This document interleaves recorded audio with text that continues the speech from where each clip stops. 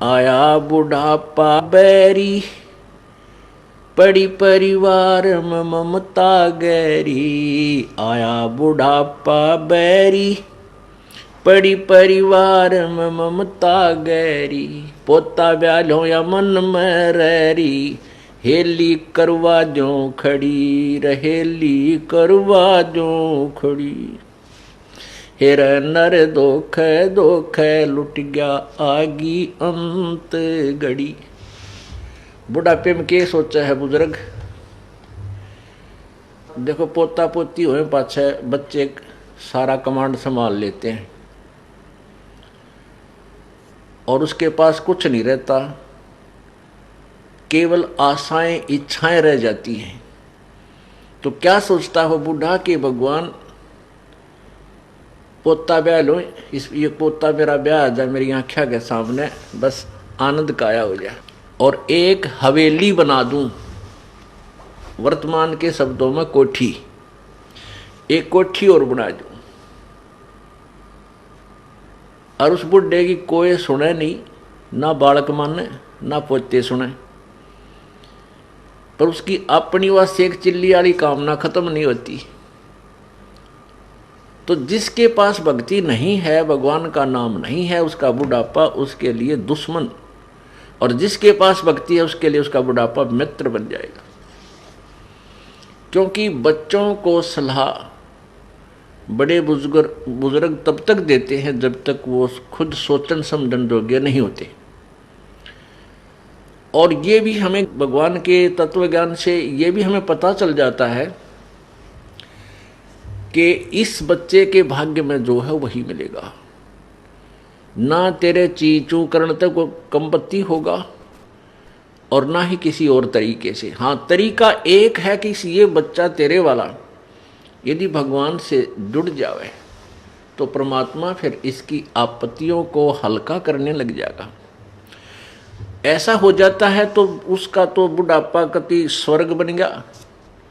ऐसा नहीं भी होता है, बच्चे नहीं भी मानते हैं, तो इस ज्ञान को आधार बना ले,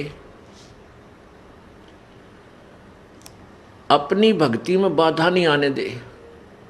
बच्चे युवा हो जाते हैं और बाल बच्चेदार हो जाते हैं तो वो बालक नहीं रहते, वो बहुत सोच समझ के कदम उठाते हैं। लेकिन बुजुर्ग ने सोचा है बूढ़ा कि ये नाश करेगा, बस ये यहाँ काम बिगाड़ेगा, मेरी मानता नहीं।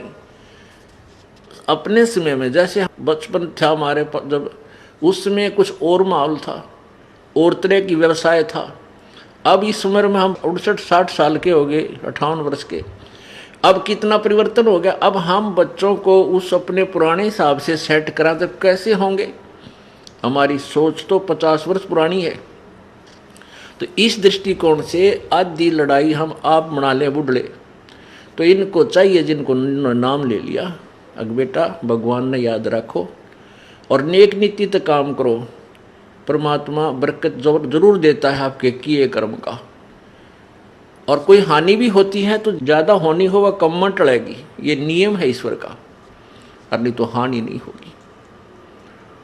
तो इस तरह विचार करके अपनी भक्ति करता रहे। बच्चे कोई सलाह मांगे तो जिसी बुद्धि काम करे दे दे, बेटा मेरी तो इतनी बुद्धि काम करे है, और आप बुद्धिमान हो और भी किसी आपके साथी सहयोगी से सलाह करके इस काम को कर लीजिए। होना है फिर परमात्मा के अधीन, क्योंकि हम उस मालिक के कंट्रोल में हो गए। अब हमें आउट ऑफ लाइन नहीं जाने देगा परमात्मा। जब हम उसकी शरण में हैं, उसके उपदेश ले लिया है, उसके नियमों का पालन कर रहे हैं, तो वो परमेश्वर हमें बिल्कुल ठीक लाइन पर चलाएगा, बाहर नहीं जाने देगा। इसलिए बूढ़ा बुजुर्ग जो है अपने उस बुढ़ापे को फिर बहुत आसानी से पूरा कर जाएगा। नहीं तो ये शत्रु है।